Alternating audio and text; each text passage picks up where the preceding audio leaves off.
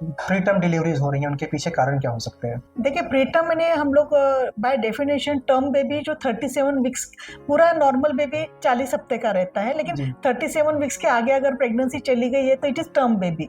उसके पहले का अगर होता है तो उसको हम लोग प्रीटर्म बेबी कहते हैं। मेन रीजन तो एक तो ट्विंस प्रेगनेंसी रही तो उतना फुल टर्म जाती नहीं, उतनी जगह ही नहीं रहती। ट्विंस या मल्टीपल प्रेगनेंसी, अगर पेशेंट को इन्फेक्शन है तो उसमें भी उसको जल्दी पेन्स चालू हो सकते हैं। वजाइनल इन्फेक्शन या बाकी कुछ इन्फेक्शन रहा तो उसमें नॉर्मल प्रीटर्म डिलीवरी हो जाती है। कुछ कुछ फिटल कंडीशन रहती है, जैसे पानी कम हो जाना या और उसको कुछ प्रॉब्लम रहा तो उसके अंदर फिर हम लोग भी प्रीफर करते हैं कि अगर वो 34 वीक्स के ऊपर की हो गई है तो थोड़ा उसको डेक्सा के 2 डोजेस देके प्रीटर्म डिलीवरी, क्योंकि अगर बच्चा अंदर डेंजर में है तो बेटर है उसको बाहर निकाल लो, लगा तो थोड़ा NICU में रख लो तो बेटर रहता है बच्चे के लिए। तो उनके जीवन में आगे जाकर क्या प्रॉब्लम्स हो सकते हैं? प्रीटर्म में एक तो फर्स्ट इमीडिएट उसको थोड़ा सा सांस लेने में तकलीफ हो सकती है, टकीकार्डिया रह सकता है। बेसिकली उनका वजन कम रहता है तो इन्फेक्शन होना सबसे बड़ी बात है, और हाइपोथर्मिया जिसको बोलते हैं, मतलब टेम्परेचर मेंटेन नहीं कर सकते वो लोग, ये इमीडिएट प्रॉब्लम हो गए उन लोगों को। लॉन्ग टर्म में देखा गया है कि उनको लर्निंग डिसेबिलिटी के चांसेस बढ़ जाते हैं उन लोगों के, और थोड़ा सा ग्रोथ रिटार्डेशन के चांसेस रहते हैं उन लोगों को। प्रीटर्म डिलीवरी से बचने के लिए माताओं को या जो गर्भवती महिलाएं उन्हें क्या करना चाहिए, प्रिकॉशंस क्या लेने चाहिए?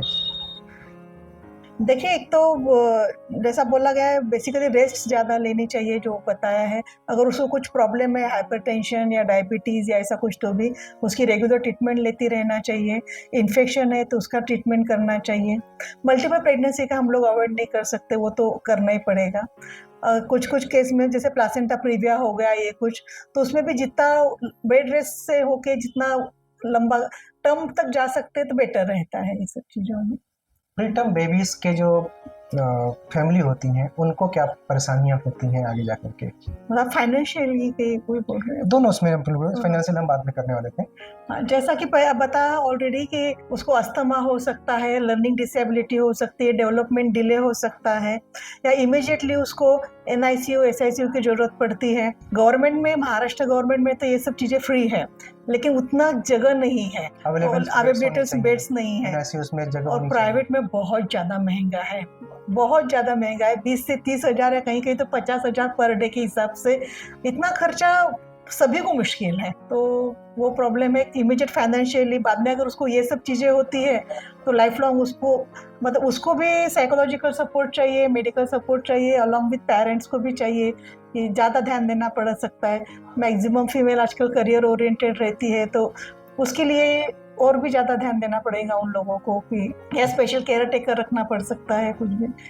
तो इसलिए बेहतर हो कि टर्म बेबी पूरा करें, कराएं और कोशिश करें। नहीं होता है तो आपके हाथ में भी नहीं है, बट कोशिश हमारी होनी चाहिए कि कंप्लीट टर्म पूरा करने के बाद ही बेबी लाइफ में आए।